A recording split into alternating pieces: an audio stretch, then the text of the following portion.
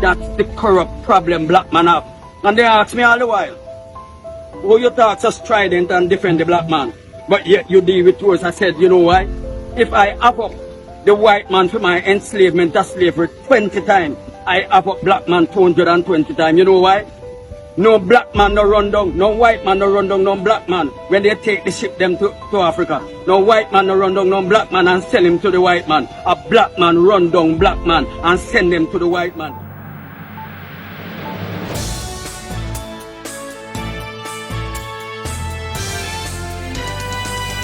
Hello, and welcome to True News JA.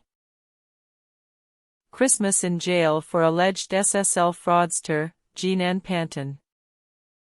Jean-Ann Panton, the sole accused so far charged relative to the multi-billion-dollar fraud at investment firm Stocks and Securities Limited SSL, was on Wednesday remanded in custody for a case management hearing to continue.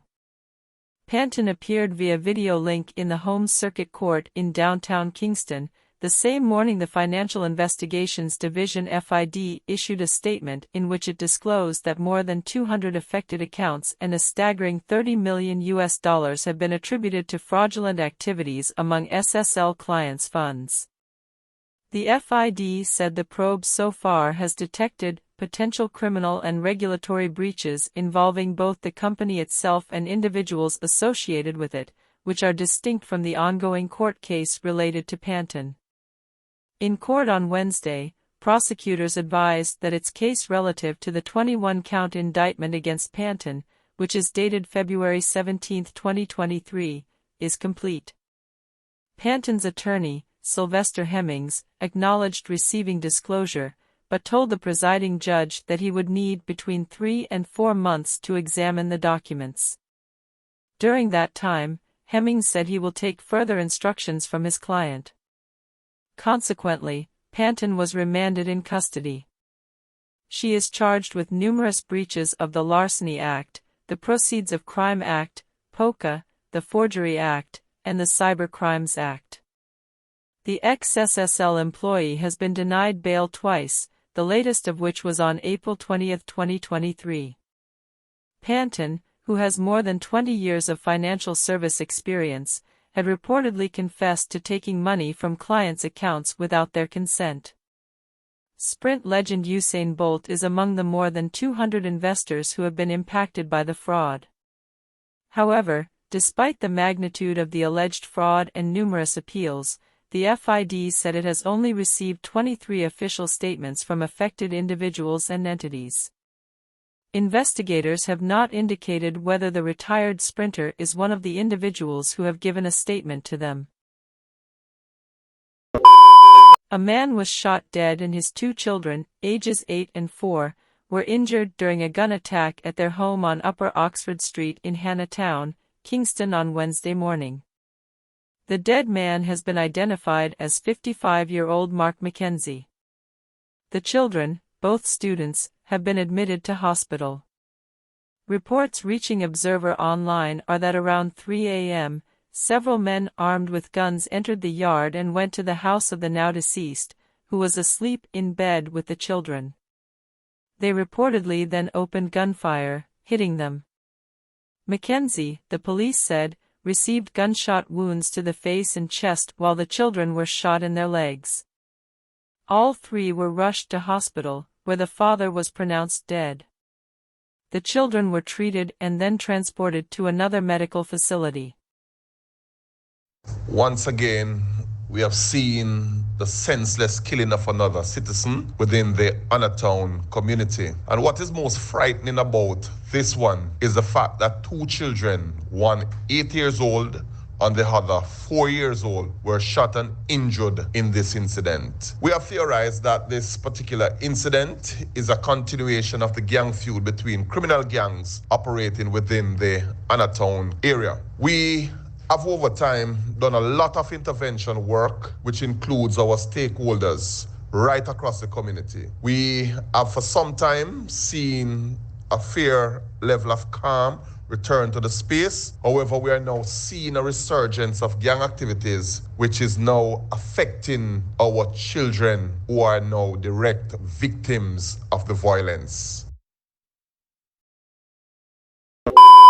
And in other news, amid a wave of sexual assault allegations, American rapper and record executive Sean Diddy Combs has been slapped with a fourth sexual assault lawsuit by a woman who has alleged that Combs and two other men gang-raped her when she was 17. Former Bad Boy Records president Harve Pierre and an unidentified male were also named in the lawsuit by the victim, who alleged that she was sex trafficked. According to the lawsuit, Jane Doe met Pierre in 2003 in Michigan at a Detroit club, and after he used crack cocaine, he forced her to perform oral sex. The alleged victim said she was then flown to New York on Combs' private jet to visit him at his recording studio, where the three alleged perpetrators plied her with drugs and alcohol. Ms. Doe is said to have become so inebriated by the intoxicants that she could not have consented to having sex with the men. The lawsuit went on to state that Ms. Doe was raped first by Combs, then the unnamed man, and then by Pierre. Pierre allegedly forced her to give him oral sex again, this time so violently that she struggled to breathe and began choking. Sean Diddy Combs is facing new allegations of sexual assault. This time, a woman claims the rapper drugged and sexually assaulted her in New York City back in 1991. He is denying the allegations, but these new claims come exactly 1 week after Combs settled a separate lawsuit involving his ex-girlfriend Cassie, who accused him of sex trafficking, rape, and domestic abuse. Patterson joins us now on this from Los Angeles. Hi, Steve. So tell us more about the allegations and why the victim chose to come forward now.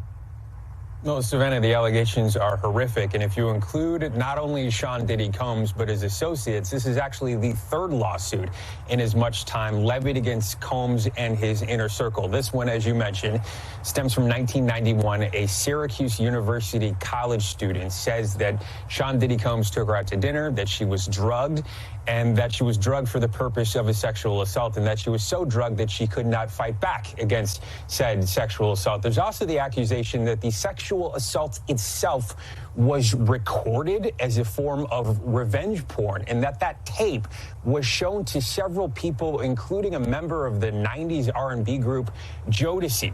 The accuser says that she was so hurt and so confused and so traumatized at the time that she didn't file anything, that she didn't follow up, but that she did follow up following that incident with a police report in both New York and New Jersey, and that she's coming out 30 years later because this Adult Survivors Act in New York was set to expire just a day before she filed suit in New York. But the true inspiration, of course, was the lawsuit filed by Cassie and the inspiration from that.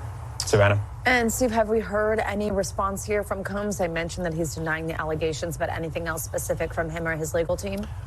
Yeah, we've heard from his legal team. I'll read a quote from you. This is in part. It says, quote, "The last-minute suit is an example of how a well-intentioned law can be turned on its head. The accuser's 32-year-old story is made up and not credible. Mr. Combs never assaulted her. This is purely a money grab."